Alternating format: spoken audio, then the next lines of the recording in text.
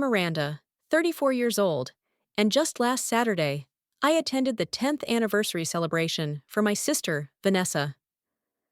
The ballroom was alive with sparkling champagne glasses and bursts of laughter as I admired what appeared to be her flawless marriage. But when I stepped away to the bathroom and returned, I caught sight of Vanessa's reflection in the window. Her hand hovered over my glass, slipping something inside with a sly smile. My stomach twisted, memories from childhood flooding back. Without a second thought, I swapped my glass with that of her husband, Nathan. If you've ever been betrayed by family, where do you draw the line?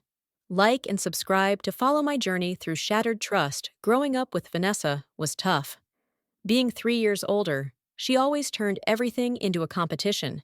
When I made the high school cheerleading squad, she convinced the captain I had cheated on tryouts. When I introduced my first boyfriend, she somehow ended up tutoring him in chemistry. 2 weeks later, they were dating. Our parents brushed it off as typical sibling rivalry, but it felt darker. Despite all this, I longed for a normal relationship with my only sister. Every betrayal was followed by tearful apologies and promises to change. I'd forgive her, hoping this time it would be different. It never was. When Vanessa met Nathan Calloway in her senior year of college, I truly felt happy for her. He was kind, successful, and seemed immune to her manipulations. When they married 3 years later, I stood by her side as maid of honor, genuinely believing she had grown up over their decade together. Our relationship improved somewhat. We weren't close, but we managed civil family gatherings and occasional shopping trips. I convinced myself the past was behind us last month. I received an elegantly embossed invitation to their 10th anniversary party. The timing felt perfect. I had just been promoted to senior account manager at my marketing firm, but my personal life was in ruins after ending a 2-year relationship with a man who couldn't commit. A glamorous party seemed like the ideal distraction. The event was held at the Bellevue, the city's most exclusive hotel. Vanessa spared no expense. Crystal chandeliers hung from the ceiling, casting a warm glow over about 60 guests. Ice sculptures shaped like swans flanked a champagne fountain. A string quartet played softly in the corner. Our parents, Robert and Susan, greeted me warmly when I arrived. Dad looked uneasy in his tuxedo, but beamed with pride as he watched Vanessa mingle. Mom kept adjusting centerpieces when the staff wasn't looking. "Miranda, you made it," Vanessa said, air kissing my cheeks when she saw me. Her Vera Wang dress probably cost more than my monthly paycheck. "Love the dress rental, right?" she whispered with a smile that didn't reach her eyes. "It's great to see you too," I replied, ignoring the jab. "Everything looks amazing." "Well, some of us have successful marriages to celebrate," she said, squeezing my arm a little too hard.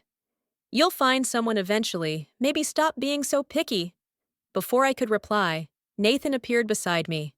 Unlike Vanessa, his smile seemed sincere. "Miranda, you look fantastic." He hugged me warmly. "How's the new position treating you?"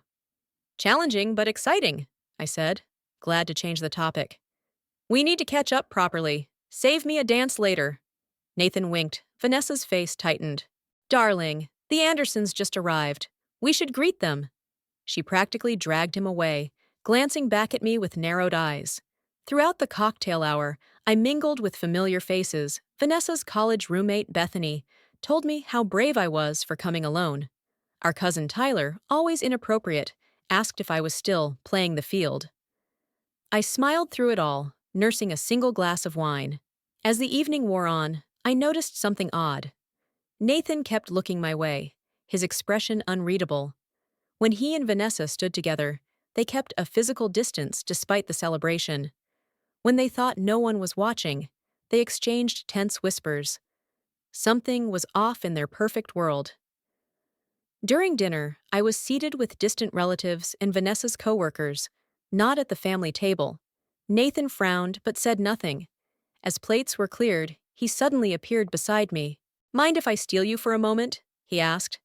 "There's someone I want you to meet." Instead of introducing me to anyone, he led me to a quiet corner near the terrace doors. "I needed a break," he admitted. Vanessa's been on edge for weeks planning this party. It turned out beautifully, I said. Yeah, well, appearances mean everything to her. His voice held a bitterness I'd never heard. How have you really been, Miranda? We hardly talk anymore without Vanessa interrupting. Something in his tone made me pause. Is everything okay between you two? This feels like a strange conversation for your anniversary party. Nathan ran a hand through his hair. 10 years is a long time to keep up a facade. I thought marriage would change her. But some people just... He stopped suddenly, looking over my shoulder. She's watching us. I turned slightly and caught Vanessa staring at us. Her champagne flute gripped so tightly, I feared it might shatter. The look in her eyes sent a chill down my spine. I should get back, Nathan said. But let's catch up soon. I miss having someone normal to talk to. He squeezed my hand and walked away. Watching him return to his wife, I couldn't shake the feeling something significant was unfolding beneath the polished celebration. After talking with Nathan, I became hyper-aware of every interaction between the couple. They played their parts perfectly under the spotlight, sharing tender looks during the anniversary toast and laughing at the best man's speech about their courtship. But in unguarded moments, I caught glimpses of silence and coldness. During the first dance, Nathan whispered something that made Vanessa's smile falter. When the song ended, she immediately pulled away, heading to her college friends. While he went to the bar, curious, I casually positioned myself within earshot of Nathan's conversation with the bartender. Make it a double, he said, sliding his empty glass forward. Rough night? The bartender asked. Rough decade? Nathan muttered, then noticed me and straightened. Miranda, join me for a drink. I accepted, ordering sparkling water, pacing myself. I explained, long night ahead, smart woman. Unlike some people I know. He lowered his voice. Can I confide something? Promise it won't get back to Vanessa. I nodded, intrigued. This marriage is suffocating me. It's been that way for years. He stared down into his scotch glass. I've stayed only for appearances, family expectations, and shared business interests. But lately, I've started wondering if any of that is worth constantly walking on eggshells. Have you tried counseling? I asked, genuinely worried. 3 different therapists, he replied. Each time, Vanessa completely charms them, then refuses to go back once they hint she might be part of the problem. He shook his head. You know her better than anyone. The woman the world sees isn't the real Vanessa. The conversation felt awkward, yet impossible to stop. Why are you telling me this tonight of all nights? I asked. Because you're the only one who might actually understand. You grew up with her. Nathan leaned in closer. Last month, I mentioned maybe taking some time apart just to clear my head. She went ballistic, then suddenly got eerily calm, and suggested this anniversary party instead. Said we needed to remember why we fell in love. A tap on my shoulder interrupted us. Vanessa stood there, her smile tight. What an intense conversation, sharing old family stories, Nathan. Her eyes darted suspiciously between us. Just catching up, he said, draining his glass. Your sister's company is refreshing. Vanessa's laugh shattered the moment. Well, the Martins are asking for you. Something about that golf membership. She practically yanked him away from the bar. As they walked off, Vanessa whispered sharply to Nathan. Though I couldn't hear the words, her face said it all. When she glanced back at me, pure hatred burned in her eyes. Needing space, I headed to the restroom, seeking quiet to process Nathan's revelations.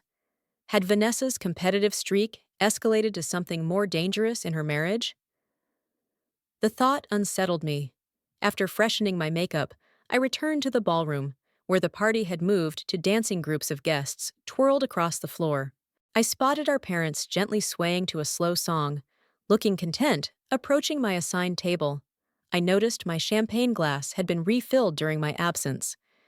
Beside it rested a beautifully chocolate-covered strawberry on a napkin, with my name elegantly scripted in the corner. A small card read, For my favorite sister, love, V. The gesture felt strangely conciliatory, given the earlier tension, as I reached for the glass.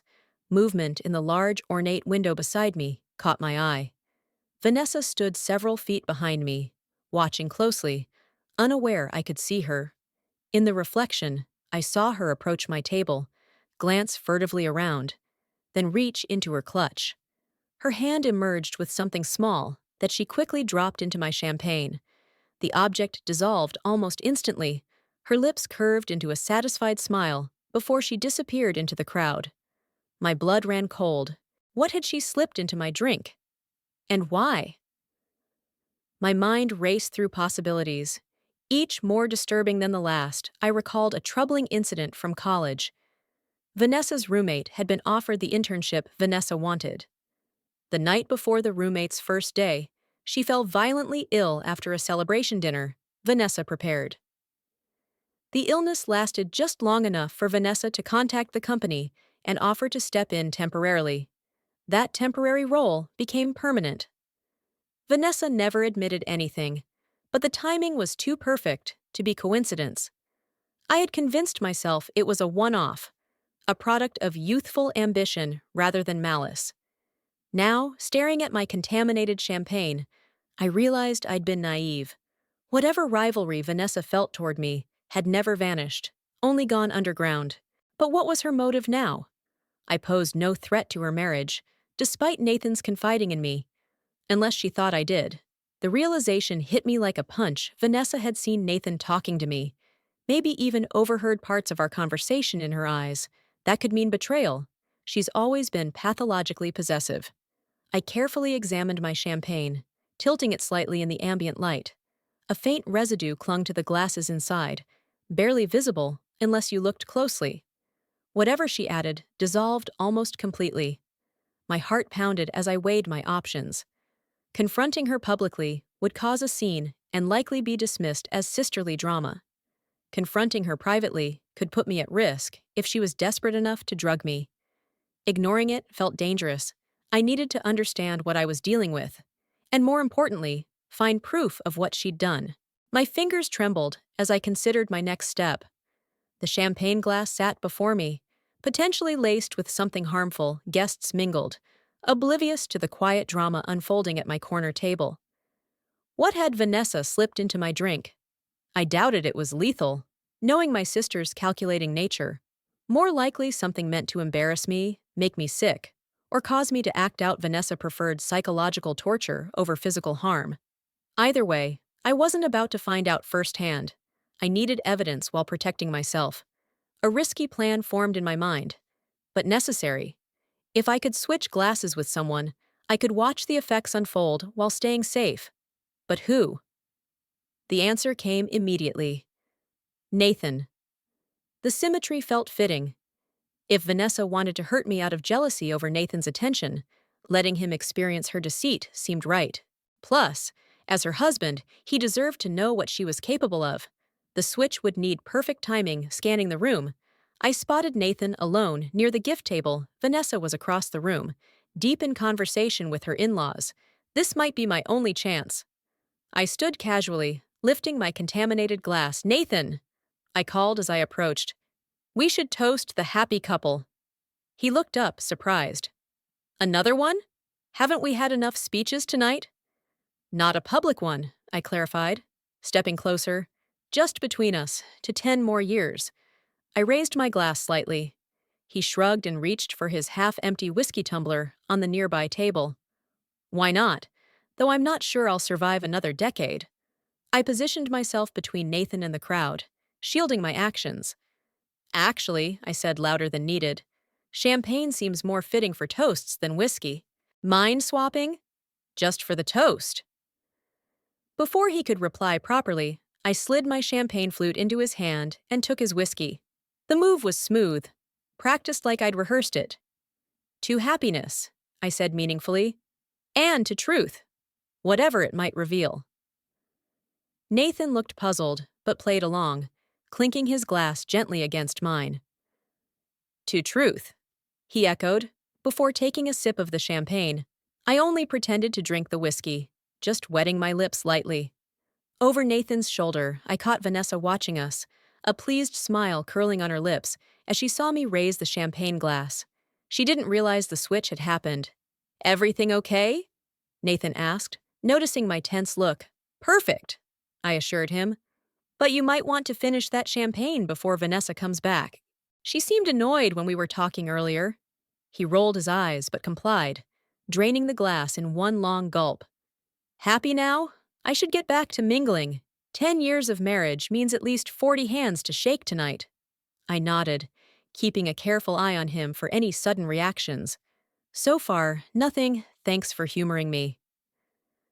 As Nathan walked away, I quietly set his whiskey down on a passing server's tray. Unwilling to drink anything left unattended at this party, Vanessa approached almost immediately. "Enjoying yourself?" she asked sweetly, her eyes scanning me as if searching for signs of what she expected. "Absolutely," I answered evenly. "Your husband was just keeping me company, such a thoughtful man."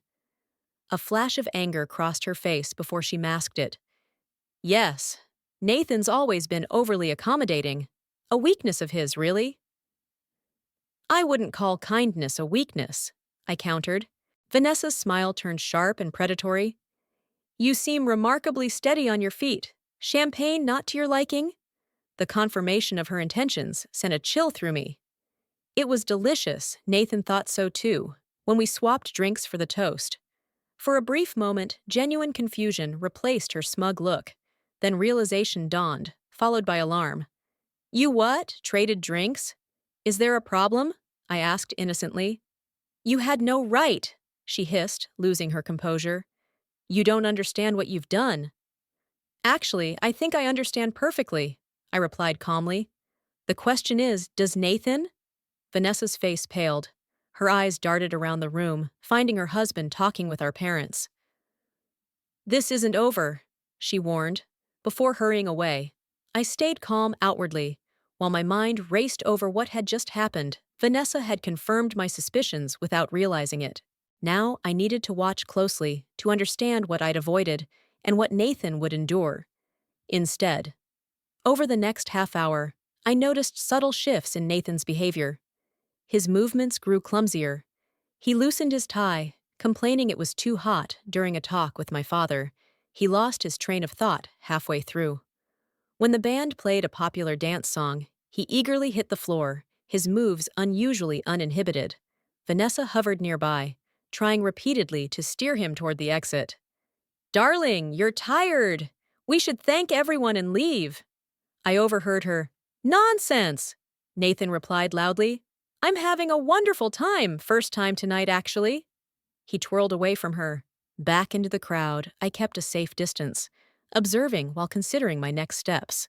Whatever Vanessa gave him wasn't immediately debilitating, but was clearly lowering his inhibitions and messing with his coordination. Mixed with the alcohol he'd already had, the effects grew fast. Vanessa cornered me near the dessert table, her carefully crafted mask breaking. "What have you done?" she demanded, voice shaking. "I did nothing," I said calmly. "I just avoided drinking what you put in my glass." Nathan, unfortunately, wasn't so lucky. "You saw nothing," she insisted desperately. "I saw everything, Vanessa. The reflection in the window showed you clearly." Her face hardened. "It was just a mild sedative, to help you relax. You've been so tense lately." "A sedative in my drink without my consent? That's serious, especially combined with alcohol." "Don't be so dramatic," she scoffed. "I was trying to help. You've been miserable since Jackson dumped you." The mention of my ex stung, but I refused to react. "We both know that's not true. You saw Nathan talking to me and jumped to conclusions. Your jealousy is pathological, Vanessa." Her eyes narrowed. "He's my husband." You hung on his every word, looking at him with those sad, lonely eyes. Did you think I wouldn't notice? The twisted reality of her mind hit me hard. "You seriously think I'm interested in Nathan? He's my brother-in-law. Men are easily swayed by attention from new women." She spat the words. "Even sisters." Before I could answer, a crash on the dance floor grabbed our attention. Nathan had stumbled into the gift table, sending carefully wrapped presents spilling everywhere. His speech was slurred as he apologized and tried to fix the mess, only making things worse. "This is your fault," Vanessa hissed, rushing to control the damage. I stood frozen, watching the chaos unfold. My impulsive move had consequences I hadn't fully grasped. Concerned murmurs spread among the guests as the night spiraled. The elegant anniversary party quickly unraveled after Nathan's collision with the gift table. At first, people assumed he'd simply had too much to drink, a humiliating but forgivable mistake at his own event. Vanessa guided him to a chair, whispering fiercely while maintaining a strange smile for others. "Just some water," Nathan announced loudly, his words slurring. "Feeling weird all of a sudden." Our father approached, worry creasing his face. "Everything all right, son? Maybe some fresh air would help." Nathan tried to stand, but swayed dangerously. "Room spinning, wasn't even drinking much." His confused eyes landed on me across the room. "Miranda, when did you get a twin?" A ripple of uneasy laughter moved through nearby guests. Vanessa flushed with embarrassment, struggling to keep control. "Darling, you're exhausted. Let's call it a night," she urged, trying to help him up. Nathan shook his head violently, nearly falling over. "No, don't want to go home with you. You're always watching, always controlling." His voice rose, drawing more attention. Mortification flashed across Vanessa's face. "Nathan, please, you're not yourself." "Maybe I am," he slurred, gesturing wildly. "First time in years without the mask. 10 years pretending. I'm tired of pretending." Guests exchanged worried looks. The band awkwardly kept playing, though many stopped dancing to watch the drama unfold. Suddenly, Nathan lurched to his feet. "Need bathroom?" he mumbled before stumbling off that way. He managed only halfway across the room before collapsing into a waiter, causing a tray of champagne glasses to shatter on the floor. "Oh my God!" exclaimed a woman nearby. "Is he having a stroke?" Panic quickly rippled through the crowd. My mother sprang into action, her nursing training kicking in immediately. "Nathan, focus on me. Can you tell me what day it is?" His answer was garbled and unclear. Mom glanced at Vanessa. "Has he taken any medication today? Mixed anything with alcohol?" Vanessa shook her head, though her eyes betrayed her, darting briefly toward me, filled with both blame and fear. "I think we need to call an ambulance," Mom said firmly. "Better safe than sorry." "No," Vanessa interrupted sharply, her voice too quick. "He's just drunk too much. No need to make a scene." "This is already a scene," Dad responded. "He can barely stand." As the disagreement went on, I knelt beside Nathan, who now sat on the floor, leaning against the wall, his eyes glazed. "Nathan, did you take anything unusual tonight besides alcohol?" I asked gently. He blinked slowly, struggling to focus on me. "Just drinks, and that champagne with you. After that, everything went downhill." Vanessa materialized beside me, nearly shoving me aside. "Stop grilling him, it's not helping." "Actually, it's important paramedics know what he's ingested," I said calmly. Her eyes widened in alarm. "There's nothing in his system, you're being absurd." By that point, the hotel manager approached discreetly. "Emergency services have been called. They should be here soon. Would you like to move Mr. Calloway somewhere private?" With help from 2 waiters, Nathan was moved into a small conference room off the ballroom. The party effectively ended as concerned guests began packing up and whispering. My parents insisted on accompanying Nathan and Vanessa, and I followed closely behind. Once inside, away from prying eyes, Vanessa confronted me. "This is your doing," she accused. "You deliberately switched the glasses." "What glasses?" Mom asked, puzzled. "What's she talking about, Miranda?" I held Vanessa's gaze. "Why don't you explain what you put in my champagne?" "You did what?" Dad's voice boomed through the room, Vanessa's mask shattered. "It was just a mild sedative, nothing harmful. She's been so stressed lately, I wanted to help her relax and enjoy the party." "You drugged your sister?" Mom whispered, horror evident. "Then I swapped our glasses," I confessed. I saw her do it reflected in the window. Didn't know what it was, but refused to drink it. So you got it instead. Dad's disappointment shifted to me. I had to know what she'd done, I said. And Nathan deserved to see what his wife is capable of. Nathan, still dazed but listening, looked at Vanessa. You drugged her? Why? Vanessa's face crumpled. You were paying so much attention to her, confiding, looking at her like you used to look at me. She's my sister-in-law, Nathan muttered. I was just talking. It's never just talking with her, Vanessa insisted. She's always wanted what's mine, always. Paramedics arrived before things could escalate further. While examining Nathan, one asked directly if any substances were involved. He may have unknowingly taken a sedative, I told them, mixed with alcohol. The female paramedic's face darkened. Do you know which? All eyes turned to Vanessa, who visibly shrank under their scrutiny. Ativan, she admitted at last. Just one pill, prescribed for my anxiety. Ma'am, mixing benzodiazepines with alcohol can be extremely dangerous, the paramedic warned sternly.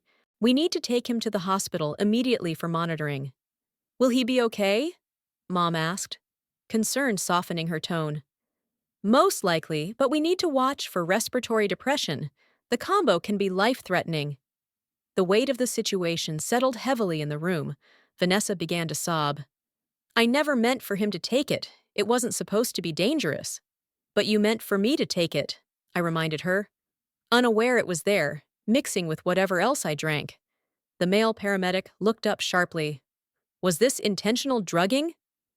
Yes, I stated firmly, ignoring Vanessa's desperate look. That's potentially criminal. The hospital will have to report it to police. As they prepared to move Nathan, he reached for my hand. Thank you, he whispered, for seeing the truth, all of it. His simple words carried years of hidden pain. I gently squeezed his hand as they wheeled him away. Silence fell in the conference room, except for Vanessa's soft sobs. My parents stood stunned, absorbing the night's drastic turn. We need a very serious family talk, Dad said at last. But not tonight. Let's make sure Nathan's stable first. Mom nodded, then faced Vanessa. You should go to the hospital. He's still your husband, no matter what happened tonight. Vanessa wiped tears away, gathering herself. This isn't over, she whispered as she passed me. No, I answered quietly.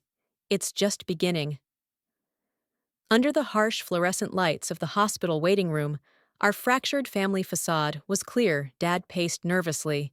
Mom sat stiffly with an unreadable expression. Vanessa was allowed to join Nathan once doctors started treatment, leaving me alone to face my parents' mixed feelings. I still can't believe this happened. Mom finally broke the silence.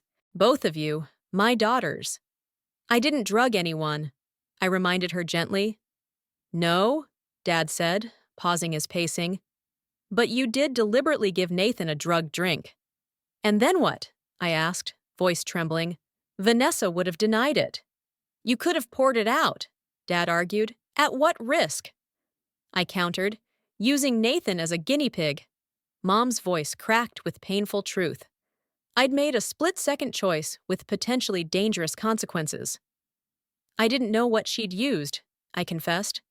I thought it was just to embarrass me, not something possibly lethal with alcohol. Before they could reply, a doctor in blue scrubs approached. Family of Nathan Calloway? We stood. How is he? Dad asked. Stable, the doctor replied. We've given fluids and are monitoring his vitals. The mix of Ativan and alcohol could have been worse, but luckily the dose was low. Relief washed over us all. When can he go home? Mom asked. We'll keep him overnight for observation. Standard procedure when benzodiazepines interact with alcohol carries serious risks. The doctor's expression turned grave as he spoke.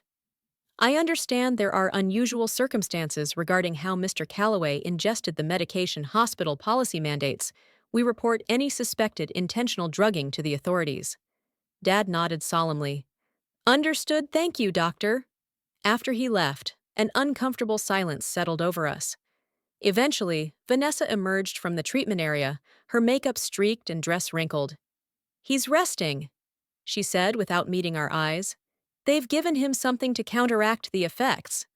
Mom spoke carefully. "Vanessa, what were you thinking?" My sister collapsed into a chair, all pretense gone. "I don't know, I saw how he looked at Miranda, how they whispered together. It triggered something in me." Dad's disbelief was palpable. "So your solution was to drug your sister?" "It wasn't meant to harm her," Vanessa insisted. "Just to make her disoriented. Maybe say something embarrassing. I wanted her to stop being so perfect in everyone's eyes." The absurdity stunned me. "Perfect? You really think people see me that way?" "Everyone does," she snapped bitterly. "Poor sweet Miranda, always the victim of her mean older sister, the one who never does anything wrong." Her bitterness spilled over. "Even tonight, after what you did to Nathan, they're angrier with me because you committed a crime," I said quietly, "and because you've been doing this our whole lives." Mom looked back and forth between us. "What does that mean?" she asked. I hesitated, but knew the time for shielding Vanessa had passed. "Remember when Vanessa's college roommate got violently ill before her internship, the one Vanessa conveniently took over?" Vanessa's face paled. "That was different food poisoning." "Was it?" I challenged. "Or did you make sure she couldn't take the job you wanted?" "You can't prove that," she whispered. "I don't need to. Tonight proves the pattern." Our confrontation was interrupted by a police officer entering the waiting room. After identifying himself, he explained he needed statements from all involved, one by one. We were interviewed in a small consultation room. When my turn came, I recounted everything exactly as it happened. The officer stayed neutral, but took thorough notes. "Will charges be filed?" I asked when finished. "That depends on several factors," he said, "including whether Mr. Calloway wishes to press charges against his wife. Administering a controlled substance without consent is a serious offense." After the interview, I returned to the waiting room. Hours passed in tense silence until a nurse informed us Nathan was awake and specifically asking for me. Vanessa objected, but the nurse was firm. The patient requested to speak to Miranda alone.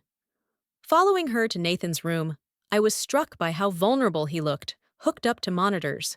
His complexion pale, hair disheveled. "Hey," I said softly at his bedside. "Quite the anniversary party, huh?" His attempt at humor was weak, his voice hoarse. "I'm sorry, Nathan. I never meant for you to get hurt." He waved off my apology. "You exposed the truth that's worth a night in the hospital. The police are taking statements, maybe charges." Nathan sighed deeply. "That's why I wanted to talk to you. You need to understand. This isn't the first time Vanessa has done something like this." My blood ran cold. "What do you mean?" "Not necessarily drugging, but the controlling, jealousy, manipulation. It's been the whole marriage." His eyes met mine, filled with a sadness I hadn't seen before. "About 2 years ago, I started keeping records, conversations, incidents, moments that made me question my sanity." "You've been documenting her behavior?" I asked. He nodded. "My therapist suggested it to confirm I wasn't imagining things. The recordings and journal entries paint a clear picture of emotional abuse." The word hung heavy in the room. I'd thought Vanessa was difficult, competitive, even mean, but never abusive. "Why stay?" I whispered, "fear." He said, "Not physical fear, but fear of failure, public humiliation. Our finances are tied up through the business, and part of me still loves the woman I thought I married." He closed his eyes briefly. "Tonight changed everything. She crossed a line that can't be uncrossed." A nurse entered to check his vitals, pausing our talk. When she left, Nathan continued, voice firmer. "I'm not pressing charges that would destroy us both, but I'm separating from her immediately." His resolve was clear. "I wanted you to know, because I'll need allies, people who understand what she's capable of." The weight of his trust settled on me. "Of course, whatever you need." "Thank you for seeing the truth and having the courage to act. If you hadn't switched those glasses, I might have lost myself over another decade in that marriage." As I left Nathan's room, the enormity of the night's revelations hit me. My sister wasn't just jealous or competitive. She was dangerous. The perfect marriage facade shattered, exposing something far darker. In the waiting room, I found Vanessa alone. My parents had gone for coffee. "How is he?" she asked, voice tangled with emotions. Awake, talking, reconsidering his marriage. She flinched at my bluntness. Did he say he's pressing charges? No, but he said he's leaving you. Her face drained of color. He can't. We're partners. In business, home, life. You should have thought about that before drugging my drink, I said simply. Vanessa's eyes filled with tears again. I never wanted this. You never do, but you keep making choices that hurt people. At some point, the excuses don't matter. As my parents returned with coffee, heavy silence fell on our fractured family. The night had stripped away any pretense of normalcy, revealing truths that couldn't be undone. 1 week later, our family gathered at my parents' house. My father's stern phone call had made attendance mandatory. Sunday dinner, 2 call. Everyone will be there. We're going to talk about what happened. No excuses. Approaching the familiar suburban home, I felt the place had changed. Everything felt different. Childhood memories of dashing through sprinklers with Vanessa, crafting blanket forts in the living room, and joyous holiday gatherings filled with laughter felt like memories of strangers. When I knocked, Mom answered, wrapping me in a warm hug before leading me inside. Your father's in the dining room. Vanessa's already here. The formal dining room, usually reserved for Thanksgiving or Christmas, hinted at the seriousness of the meeting. Dad sat rigidly at the head of the table. Vanessa occupied the chair to his right, eyes cast downward, with an untouched glass of water before her. Where's Nathan? I asked, noticing his absence. Not coming, Dad replied. Today's family only. We'll address the marriage after we talk about what happened between you two. I sat opposite Vanessa, keeping my distance. Mom completed the square, settling beside me. Her hand reassuring on my arm, Dad began in his familiar professor tone. I've spent 58 years on this earth, taught thousands of students, written books on conflict resolution, and counseled countless couples through hardships. But I never imagined I'd have to mediate between my own daughters over something like this. Vanessa stared at her folded hands. I met Dad's eyes, absorbing his disappointment without flinching. Vanessa, he said, turning to her. What you did was not only illegal, but deeply troubling. I need to understand why. The carefully maintained facade Vanessa held since the hospital crumbled. Without her designer clothes and flawless makeup, she seemed smaller, more vulnerable. I don't have a good explanation, she whispered. Mom urged gently. Try. Her tone softer than Dad's, but firm nonetheless. Vanessa drew a shaky breath. I've always felt like I had to fight. For attention, success, love. Nothing came easy for me like it did for Miranda. I began to protest, but Dad silenced me with a look. When I saw Nathan talking to her, something snapped. Tears welled in Vanessa's eyes. Our marriage has struggled for years. He's been distant, critical. When he looked at Miranda with such ease and interest, I felt replaced again. Dad's question hung in the air. So you drugged your sister? I wasn't thinking clearly. I just wanted her to stop being perfect for one night, to show everyone she's not always the good one. Vanessa dabbed at her tears. The pill was supposed to make her loopy, maybe say embarrassing things I never meant for Nathan to take it instead. Mom countered calmly. Whether Nathan or Miranda took it, your intent doesn't change. You deliberately tried to harm your sister. I know, Vanessa whispered. It was wrong. I've been seeing a therapist every day this week. She thinks I might have borderline personality disorder with narcissistic traits. The clinical terms hung in the air. That might explain some behavior, but doesn't excuse it, Dad said firmly. I'm not asking for excuses, Vanessa replied. At last, she looked up and met my eyes. Miranda, what I did is unforgivable. I've spent my life competing with you, resenting you, wanting what you had, instead of appreciating what I have. I'm truly sorry. In 34 years, I'd never heard a genuine apology from her before. Part of me wanted to accept it immediately, yearning for the sisterhood I always craved. Yet another part, wiser perhaps, recognized the pattern. I appreciate your apology, I said cautiously, but I need more than words. This wasn't a childish fight or petty jealousy. You could have seriously harmed me. And you did harm Nathan. I know, she acknowledged. I'm committed to real help. This time Nathan told me this wasn't isolated. Watching her closely, I pressed on. He described a pattern of control throughout your marriage. Vanessa flinched, but didn't deny it. We both contributed to the dysfunction. But yes, I recognize my behavior was a problem. That's an understatement, Dad interjected. He's moved out. Vanessa has filed for legal separation, according to your mother's friend at the courthouse. Fresh tears slid down my sister's cheeks. I know he won't return my calls. His lawyer handles communication now. Can you blame him? Mom asked softly. No, Vanessa admitted. I destroyed his trust, maybe beyond repair. For hours, we peeled back layers of resentment, jealousy, and dysfunction defining our family. Mom and Dad acknowledged their role, admitting they'd dismissed Vanessa's competitiveness as sibling rivalry rather than addressing deeper issues. As afternoon light faded, casting long shadows across the room, I finally voiced the question lingering in all our minds. Where do we go from here? Dad leaned back, exhaustion showing. That depends on all of us, but especially on you. Vanessa looked at me cautiously. I'd like to rebuild, if you're willing. I understand if you're not. For the first time in adulthood, I saw real vulnerability in my sister's eyes. No manipulation, no calculation, just raw honesty.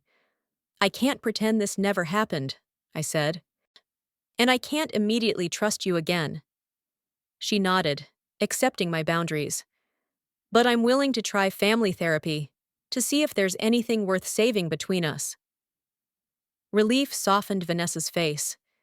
Thank you, that's more than I deserve. It's not about deserving, I clarified. It's about choosing to break unhealthy cycles instead of repeating them. As we prepared to leave, Vanessa caught me in the hallway. Nathan's lawyer delivered divorce papers yesterday, she confided. He's citing emotional abuse and the drugging incident. Are you contesting? I studied her carefully. She shook her head. No. He deserves freedom. I just hope one day he can forgive me, even if we never reconcile. The honesty surprised me. Perhaps therapy was already making a difference. One day at a time, I offered, nodding but not quite ready to reach out physically. Driving home that evening, I reflected on how fast life could change. Just a week ago, I'd attended what should have been a celebration of love and commitment.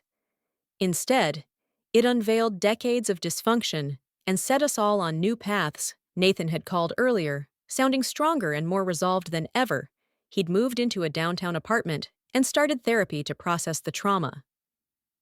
For the first time in years, I'm making my own choices, he said. It's terrifying and exhilarating. I understood exactly what he meant. Setting firm boundaries with Vanessa and refusing to downplay her actions felt like reclaiming parts of myself I hadn't even realized were missing. The path ahead would be tough, but at least it would be honest. 6 months passed before I agreed to meet Vanessa one-on-one. We picked a neutral spot, a quiet downtown cafe. Arriving separately, I spotted her sitting at a corner table. Gone were the designer labels and flawless makeup that once served as her armor. Instead, she wore simple jeans and a sweater, her hair casually pulled back in a ponytail. Thank you for coming, she said as I took my seat. I wasn't sure you would. I almost didn't, I admitted. Family therapy sessions with Mom and Dad as buffers are one thing. This feels different. Vanessa nodded knowingly. I appreciate your honesty. My therapist keeps stressing the importance of truth, even when it's uncomfortable. Months of intensive therapy had subtly but significantly changed her. The sharp competitiveness that had defined her softened. Her eye contact was different now, more direct, yet less confrontational. "How are you really doing?" I asked, genuinely curious. "Some days are better than others," she confessed. The diagnosis helped explain patterns I've struggled with all my life. Borderline personality disorder explains the emotional swings, fear of abandonment, and black and white thinking, but understanding it is just the first step. She stirred her tea absent-mindedly, learning to tolerate uncomfortable feelings rather than react impulsively. "It's the hardest thing I've ever done." I nodded, acknowledging her effort. "And the divorce?" A flicker of pain crossed her face. "Finalized last month, Nathan was fair. More than fair, given everything. We sold the house, split the business assets, clean break." "Do you still talk to him?" "Only through lawyers. At his request, I respect that boundary." Vanessa met my gaze squarely. "He's seeing someone new." "Did you know?" I hesitated, but answered honestly. "Yes, we've kept in touch. Coffee every few weeks." Instead of jealousy, Vanessa simply nodded. "Good. He deserves happiness. I'm glad he has a friend who understands what he's been through." Her straightforward statement, free of resentment, showed how much had changed. "What about you?" she asked. "Mom mentioned you're dating." "Early stages," I confirmed. "His name's Daniel, an elementary school principal, completely different from anyone I've dated before." "Different how?" I considered emotionally available, straightforward, about what he wants, no games. I smiled faintly. "He sets healthy boundaries, something I'm learning to appreciate more and more." "That's wonderful, Miranda. You deserve that." The sincerity in her voice touched something inside me. For perhaps the first time in adulthood, Vanessa seemed genuinely happy for my happiness, without comparison or competition. As we talked, we carefully navigated this new phase of our relationship. There were awkward moments and old patterns that threatened to resurface, but we caught them faster now. "I've been thinking a lot about that night," Vanessa said eventually, trying to understand my perspective and how I could justify something so terrible. The borderline thinking was definitely part of it, the black and white where I saw you as a threat to my marriage. But it was more than that. She took a deep breath.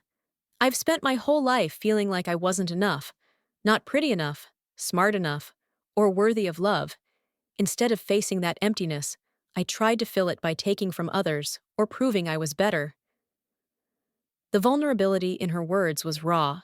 "The irony," she continued, "is that by trying to control everything and everyone, I lost what mattered most: my marriage, your trust, and my self-respect." I reached across the table, not quite taking her hand, but closing the distance between us. "You're doing the work now. That means something." "Thank you," she whispered. "I know I have a long road ahead. I might never fully deserve your forgiveness." "Forgiveness isn't about deserving," I said, echoing the wisdom my own therapy had taught me. "It's a choice I make for my own peace. I'm not there yet, but I'm working on it." As we got ready to leave, Vanessa hesitated. "There's something else I wanted to tell you. I've been offered a job in Seattle. A fresh start, away from the memories and people I've hurt." The news surprised me. "Are you going to take it?" "I think so. My therapist believes that distance might help me build new patterns while I continue treatment virtually." She smiled sadly. "Plus, it gives everyone here space while I heal." "When would you leave?" "Next month, if I accept. I wanted to tell you in person." She fiddled nervously with her purse strap. "I'm not running away, Miranda. I'm trying to be responsible about my recovery." I considered her carefully. "I think it could be good for you, a chance to define yourself outside our family's dynamics." Relief softened her face. "Exactly, thank you for understanding." Outside the cafe, as we said goodbye, Vanessa paused. "Would it be okay if I hugged you?" Her careful respect for my boundaries showed more growth than any update could. I nodded and allowed a brief embrace before stepping back. "Take care of yourself, Vanessa." "You too, Miranda. I'll keep in touch, if that's okay." One step at a time. I replied honestly, driving home. I reflected on everything since that fateful anniversary party.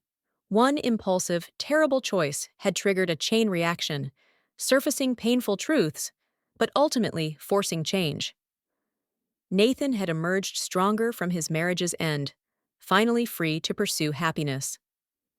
My parents faced their role in enabling destructive family patterns and worked to change. Vanessa was actively addressing her mental health instead of projecting blame, and I had found my voice, learning to set boundaries and demand respect, even from family.